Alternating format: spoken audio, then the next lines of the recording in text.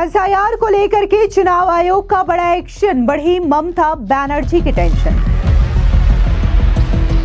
बंगाल में SIR checking पर पैनी नजर, केंद्र से जाएंगे माइक्रो ऑब्जर्वर। पीएसयू और माइक्रो ऑब्जर्वर गंभीरता से चेक करेंगे एसआईआर फॉर्म।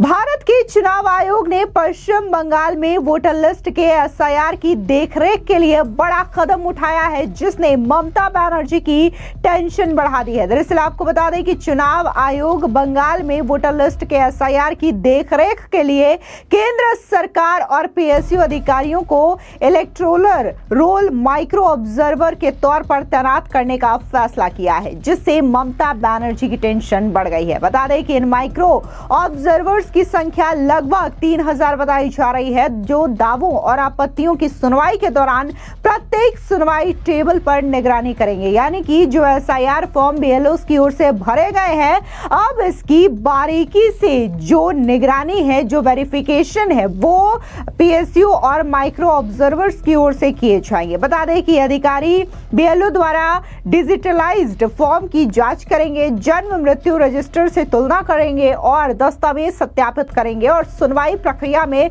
किसी तरीके की गड़बड़ी की निगरानी भी करेंगे। यानी कि जो अगर मान लीजिए किसी एसआईआर फॉर्म के दौरान किसी भी तरीके की गड़बड़ी हुई होगी, तो ये तमाम गड़बड़ियों को सुनिश्चित किया जाएगा और बाकायदा सिलसिलेवार तरीके से इन तमाम एसआईआर फॉर्म की निगरानी जो है वो केंद्र की ओर से भेजे गए पीएसयू और माइक्रो ऑब्जर्वर की ओर से किया जाएगा। आपको बता दें कि तकरीबन 58 लाख ऐसे वोटर्स के नाम हैं जिनके काटे जाने का अनुमान लगाया जा रहा है, क्योंकि इसमें से कुछ लोगों की मृत्यु हो चुकी है, कुछ लोगों ने अपना स्थायी पता बदल लिया है और कुछ लोगों के तो नाम ही नहीं मिल रहे हैं, उनका कोई जो डॉक्यूमेंट्स है वो नहीं मिल रहा है, उनके जो फॉर्म है वो भर करके वापस नहीं आए हैं। यानी कि कुछ लोग जो है वो पूरी तरीके से लापता बताए जा रहे हैं जब ये एसआईआर फॉर्म भरे गए हैं। अब इन्हीं चीजों को लेकर के जो आपत्तियां होंगी, जो आपत्ति दर्ज करवाई जाएगी, उसी की सुनवाई माइक्रो ऑब्जर्वर की ओर से किया जाएगा।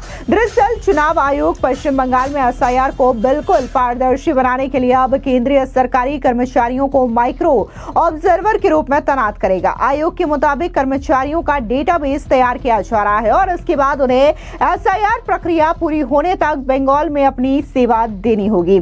चुनाव आयोग ने शुक्रवार को कहा कि इसकी तैयारी अंतिम चरण में है। आपको बता दें कि इससे पहले चुनाव आयोग ने बंगाल निर्वाचन आयोग के कई अधिकारियों और पदाधिकारियों को इस कार्य से अलग किया था। साथ ही कई अधिकारियों का तबादला भी किया गया था। उसके खिलाफ निष्पक्ष रूप से काम नहीं करने की शिकायतें आ रही थी। बता दें कि चुनाव आयोग को इस बात का अंदेशा है कि राज्य सरकार अपने रसूख का इस्तेमाल कर स्थानीय कर्मचारियों से काम को प्रभावित कर सकती है। चुनाव आयोग का इशारा प्रदेश के मुख्यमंत्री ममता बनर्जी पर है। दूसरी ओर टीएमसी सरकार लगातार एसआईआर का विरोध कर रही है। वो चुनाव आयोग और बीजेपी पर धांधली के अलग अलग तरीके से अपनाने का आरोप लगा रही है। आपको बता दें कि बंगाल के बीजेपी नेता प्रतिपक्ष शुवेंदु अधिकारी ने इस महीने की शुरुआत में चुनाव आयोग को खत लिख करके ये मांग की थी कि एसआईआर प्रक्रिया को पूरी तरीके से पारदर्शी और निष्पक्ष बनाने के लिए केंद्रीय सरकारी कर्मचारियों को माइक्रो ऑब्जर्वर के रूप में तैनात किया जाए। उन्होंने कहा कि एसआईआर का दूसरा चरण पूरी पुनरीक्षण का सबसे अहम हिस्सा है और इसी पर निर्भर करेगा कि अंतिम मतदाता सूची कितनी सटीक, निष्पक्ष और छेड़छाड़ मुक्त होगी। उन्होंने दावा किया कि इस प्रक्रिया के दौरान अनुचित प्रभाव और हस्तक्षेप की शिकायतें आ रही हैं, जो एसआईआर की विश्वसनीयता को खतरे में डालती है। साथ ही बीजेपी नेता शुवेंदु ने चुनाव आयोग से अपील की कि पूरा स्क्रूटनी चरण और सुनवाई सीसीटीवी कैमरों की निगरानी में कराई जाए। सीसीटीवी फुटेज को एसआईआर प्रक्रिया पूरे होने तक सुरक्षित रखा जाए। उसके मुताबिक यह कदम पारदर्शिता सुनिश्चित करेगा और किसी प्रकार की हेरफेरी की संभावना को खत्म करेगा। यह भी कहा था कि निष्पक्षता बनाए रखने के लिए जरूरी है कि माइक्रो ऑब्जर्वर केंद्रीय कर्मचारियों में से हो, जिससे राजनीतिक दबाव की कोई गुंजाइश नहीं रहेगी। बीजेपी का दावा है कि इससे मतदाता सूची में संभावित गड़बड़ियों को रोका जा सकेगा और पूरी प्रक्रिया पर जनता का भरोसा बढ़ेगा। अब जहां चुनाव आयोग ने बड़ा कदम उठाया है ताकि किसी भी तरीके का जो गड़बड़ी है वो एसआईआर या फिर एसआईआर फॉर्म में ना हो और मतदाता लिस्ट जो है वो जब आए पूरा जो उसका ड्राफ्ट है, तो किसी भी तरीके की गड़बड़ी ना हो, इस कदम को ध्यान में रखते हुए बकायदा ये एक्शन लिया गया है। आपको बता दें कि इससे पहले प्रधानमंत्री नरेंद्र मोदी कोलकाता पहुंचे थे, जहां पर उन्हें नादिया में एक जनसभा को संबोधित करना था। हालांकि खराब मौसम की वजह से उनका हेलीकॉप्टर नादिया में नहीं लैंड कर पाया, जिसकी वजह से उन्होंने कोलकाता एयरपोर्ट से ही टेलीफोन के माध्यम से वहां की रैली को संबोधित किया। और इस मामले को लेकर के क्या कुछ नेता प्रतिपक्ष बीजेपी के विधायक शुभेंदु अधिकारी का कहना है, सुनिए उनका ये बयान। देखिए, उन्होंने तो सुबह से ही बंगाल की धरती में है। उनका हेलीकॉप्टर दो बार यहाँ आया है। हम लोग तो सुबह से यहाँ है, लेकिन मौसम खराब है, डीप फॉग है और विजिबिलिटी पुअर है, इसलिए हेलीकॉप्टर उतरने नहीं पाया। लेकिन 1:30 बजे तक ऑनरेबल प्राइम मिनिस्टर ने वेट किया, श्री चैतन्य देव का भूमि। उन्होंने उसका बाद उन्होंने जनता को संबोधित किया थ्रू ऑडियो। उन्होंने बहुत इम्पोर्टेंट भाषण दिया, शुरू किया यहाँ का जो धरती है जय निताई बोल के, और लास्ट किया बंकिम चंद्र जी का वंदे मातरम देकर।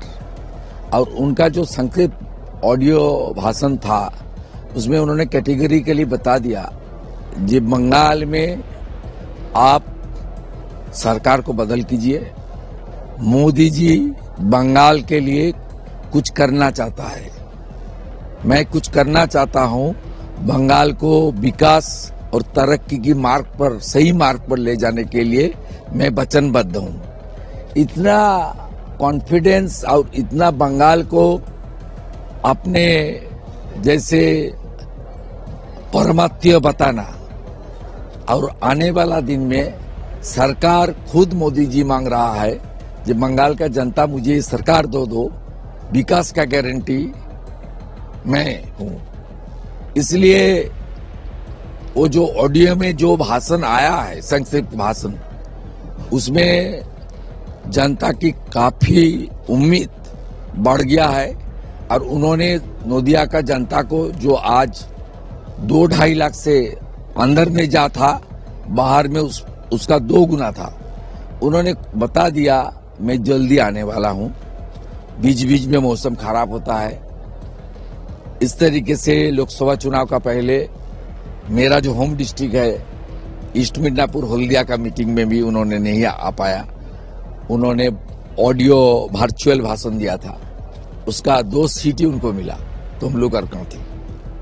उनका आवाज जनता को मिल गया है और फिर आने के लिए उन्होंने कमिटमेंट किया है। चुनाव बाकी है, अप्रैल महीने में शायद चुनाव होगा और फरवरी एग्जाम का महीने है। उसका बाद तो उन्होंने बहुत बार आएगा।